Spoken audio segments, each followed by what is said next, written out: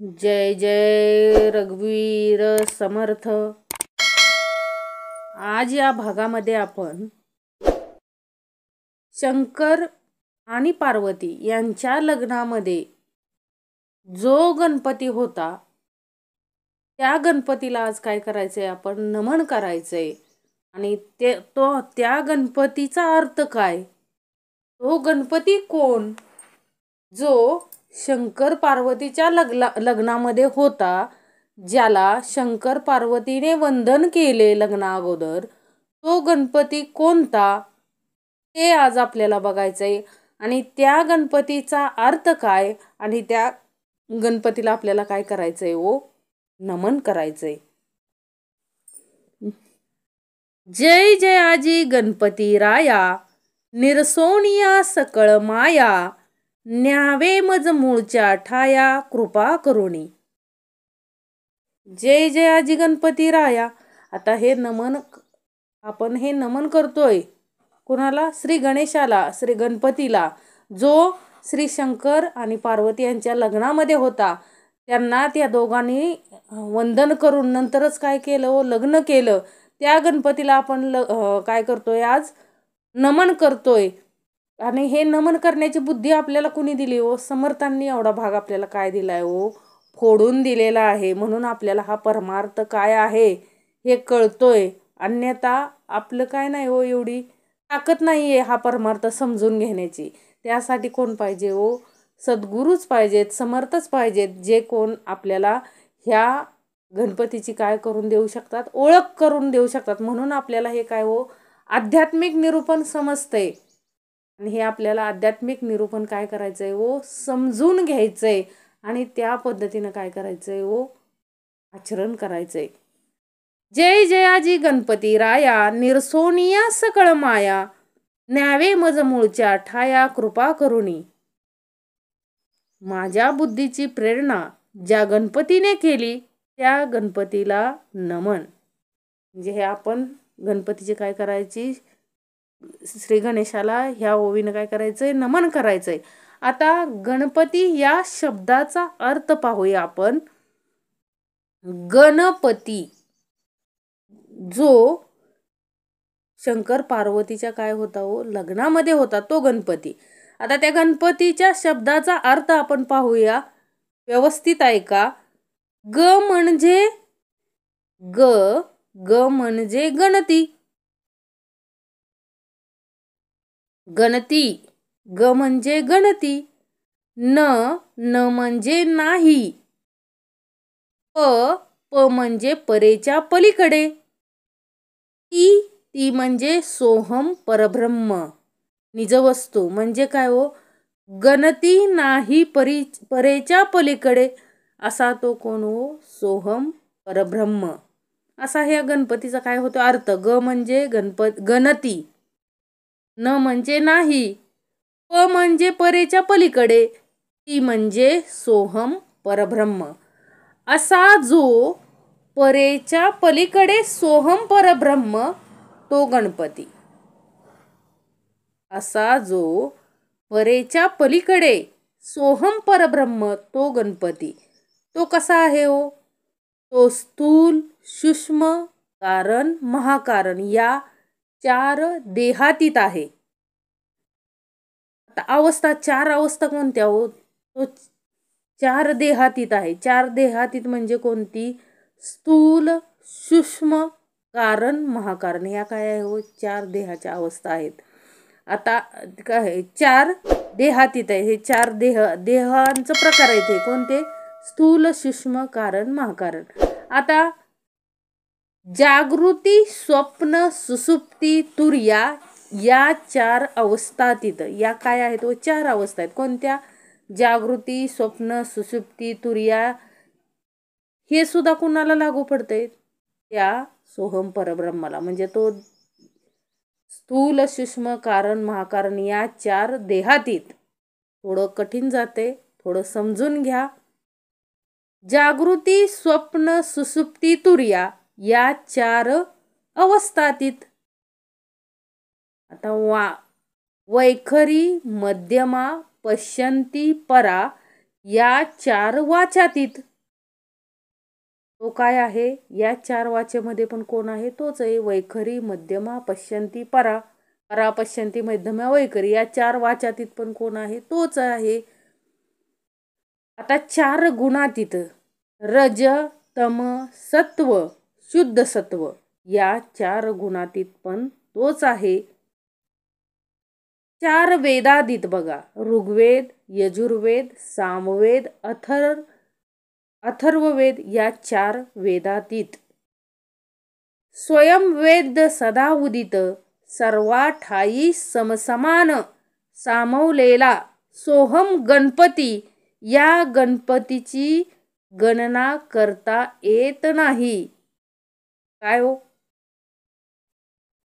जो चार देहातीत आहे, चार अवस्थातीत आहे, जो चार वाचातीत आहे, जो चार गुणातीत आहे, जो चार वेदातीत आहे, सर्वाठाई समसमान सामावलेला आहे, तो सोहम गणपती की ज्याची गणना करता येत नाही असा काय हो त्या गणपतीचा अर्थ होतोय. त्याला काय हो आपलं शतशः नमन. त्यांना म्हणून तर सोहम परब्रह्मालाच शास्त्रामध्ये काय हो कुठे कुठे काय त्यांना संबोधले? ओम, प्रणव, अजपा, जप इत्यादी नावांनी ऋषीमुनी महात्म्यांनी स्वानुभवांनी काय केले हो त्यांना संबोधलं आहे. आता श्री ज्ञानेश्वर महाराजांनी ज्ञानेश्वरीच्या पहिल्या अध्यायात गणपतीला केलेले नमन बघूया आपण. काय हो ज्ञानेश्वर महाराजांनी कसं केले हो स्तवन श्री गणेशाचं? ओम नमोजी आद्या वेद प्रतिपाद्या जय स्वयंवेद्या आत्मरूपा देवा तूची गणेशू सकळार्थ मती प्रकाशू म्हणे निवृत्ती दासू अवधारी जोजी अकार चरण युगल उकार उदर विशाल मकारो महामंडल मस्तकाकारे हे तिन्ही एकवटले तेथ शब्द ब्रह्म कवळले ते मिया गुरुकृपा नमिले आदी बीज म्हणजे सोहम परब्रह्म या गणपतीची संपूर्ण सत्ता. बघा काय हो श्री ज्ञानेश्वर महाराजांनी जे सांगितलंय काय? देवा तूची गणेशू सकळार्थ मती प्रकाशू म्हणे निवृत्ती दासू अवधारी जोजी आकार चरण युगल उकार म्हणजे आकार उकार मकार यामध्ये हे तिन्ही एकवटून जे आदिबीज निर्माण झाले त्या आदिबीज म्हणजेच काय हो सोहम परब्रह्म या गणपतीची संपूर्ण सत्ता या पिंड ब्रह्मांडात असून तोच उत्पत्ती लयाचा रक्षक भक्षक आहे. त्याचप्रमाणे बुद्धीचा दाता असून त्याचीच बुद्धी देहामध्ये काय हो अखंड वास करीत आहे. हा जसा बुद्धिदाता आहे तसाच काय आहे हो तो विघ्नहर्ताही आहे. आदी गण नमिला रंगरूप नाही त्याला पार्वतीचे लागता लग्न तेव्हा होता गण महादेवाचे लग्न तेही लाविले गणान आदी अनादी तो गण तुका म्हणे सोहम जान. काय हो सांगितलं तुकाराम महाराजांनी ह्याच ओवीमध्ये सांगितले काय हो जो गणपती पार्वतीचं काय महादेव पार्वतीच्या लग्नाच्या वेळी महादेव पार्वतीने प्रथम सोहम परब्रह्म गणपतीचेच काय केले हो मनाने मानस पूजन केले. तदनंतर त्यांचे लग्न लागले. अशा या अनादी सोहम परब्रह्म कोण आहे? तो गणपती आहे. आणि त्या गणपतीला आपण काय करायचंय वो नमन करायचंय.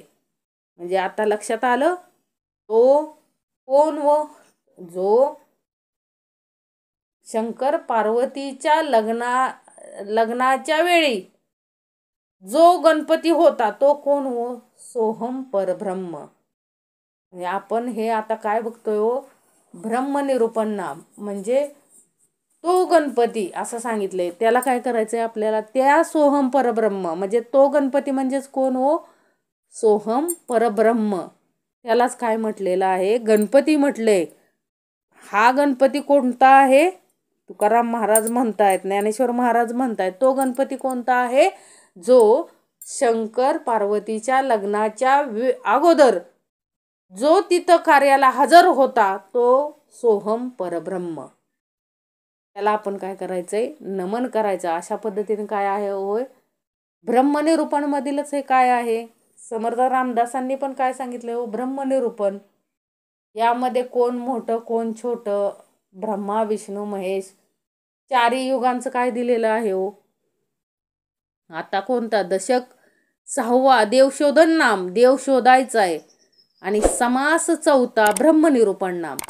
यामध्ये काय ओळखायचं आपल्याला? ब्रह्माची काय घ्यायची? ओळख घ्यायची. मग तो ब्रह्म कोणता? तर जो पार्वती आणि शंकराच्या लग्नामध्ये जो हजर होता कार्याला, तो सोहम परब्रह्म, तो गणपती.